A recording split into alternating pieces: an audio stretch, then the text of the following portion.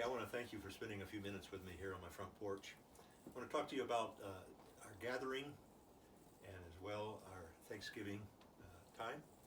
400 years ago this month, a weary band of Christians from England came ashore in New England after a grueling 66-day voyage aboard the Mayflower.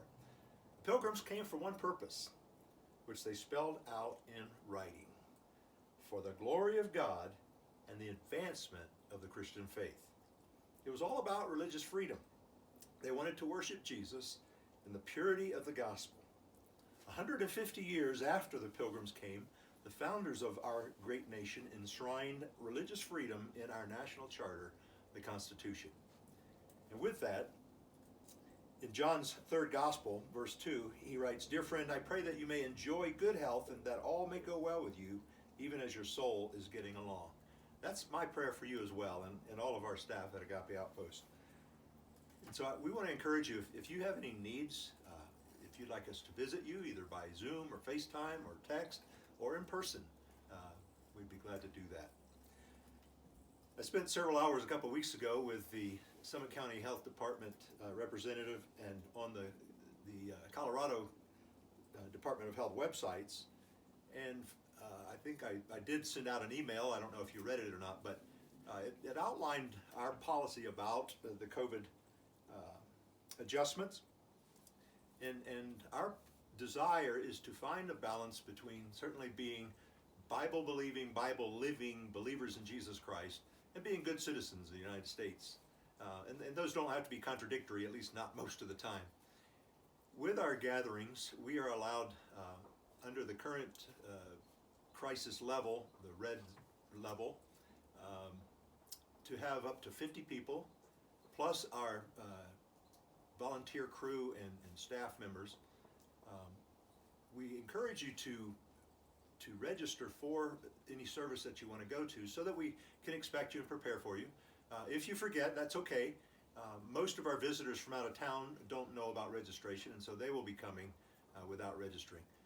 The first 50 who are coming to either the 8:30, and by the way, 8:30, not 8, we changed that time back because it didn't take us as long as we thought it would to disinfect in between the services. So 8:30 and 10 for the on-site or at Agape Outpost services, and then the 10 o'clock service is continued online in all the formats that we have: Roku, Facebook, YouTube, and our website.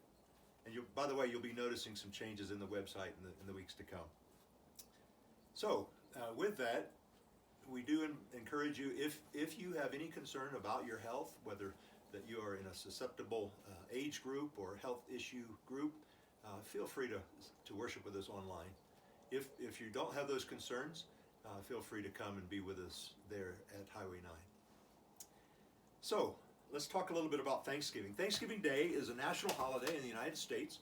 And of course, this year, 2020, it occurs on Thursday, November 26th. In 1621, the Plymouth colonists and the Wampanoag, I had that before, Wampanoag Native Americans shared an autumn harvest feast that is acknowledged today as one of the first Thanksgiving celebrations in the colonies. For more than 200 years, days of Thanksgiving were celebrated by individual colonies and states. It wasn't until 1863 that President Abraham Lincoln declared it a national holiday, which we have been celebrating every November since then. We find a very good encouragement for Thanksgiving, not just on a Thursday in November, but every day of the week and every day of the year, in 1 Thessalonians 5:18, and I want to read that and talk about that a little bit. In everything, give thanks. In everything, give thanks, for this is the will of God in Christ Jesus for you. Notice that Paul didn't say for everything give thanks, but in everything give thanks. Evil things happen to believers, and it does not ever come from God. So we should never thank God for the evil things that come. But when evil strikes, we can be thankful for the things that God does, for His presence, for His abiding with us, and for the good that He will accomplish through the distress.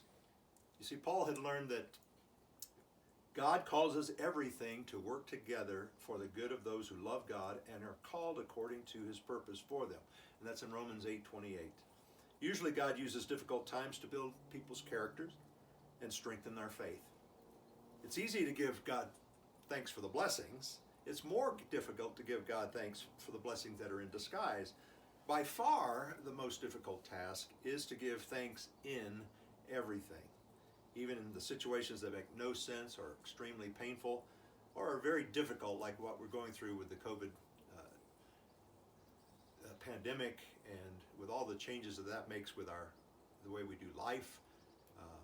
Some of you are affected in your work situations, your businesses, certainly in your family. In my own family, we had planned a Thanksgiving get-together with our extended family, my sisters and brother and nephews and nieces and so forth. Well, just this week we had to cancel, and that was a 2-year planning process of getting everybody to put it together on the calendar, and we had to cancel because of COVID. So we feel your pain in that, and we want to give God glory in the times when we don't understand what is allowed to happen and what is happening because of Satan's plan to rob, kill, and destroy. But we know that God has made us to be more than conquerors. And that conquering, sometimes it doesn't look like you would think of as a conqueror, because we humble ourselves and we're obedient even to death, as Jesus was. So, with that, for our Thanksgiving service this year, normally we do a time of sharing with each other testimonies of God's faithfulness and talk about how we can be thankful for the things that he's done for us. But we also this year want to include everyone that is with us online. And since you won't be there in the building to share, we didn't think it would work too well to do a Zoom with 300 or 400 people. So what we'd ask you to do is, if you'd like to, prepare a short video, 1 to 2 minutes, sharing something that God has done in your life, even maybe through some of the hard things that you've experienced this year with COVID and the crazy elections and all of the unknowns that we're facing as a nation and as a church body. So 1 to 2 minutes. It could be of either you or you and your family or you and a friend sharing something that you are thankful for to God. Or thankful in. It can be something you're thankful for as well, but also for those hard things, something that you're thankful in. And just mail it to me at mike@agapeoutpost.org. And if you can give it to me by Thanksgiving Day, that'll give us time to put it all together and prepare it to be broadcast on our live service at 10 o'clock on November 29th. So, with that, I want to encourage you this week as we celebrate Thanksgiving. This will probably be one of the most unique Thanksgivings you'll ever remember, because of all the things that are not very thankworthy. But we have to remember, with everything that's going on, that we are loved by and we serve a God who can make all things work together for our good. So, God bless you and happy Thanksgiving.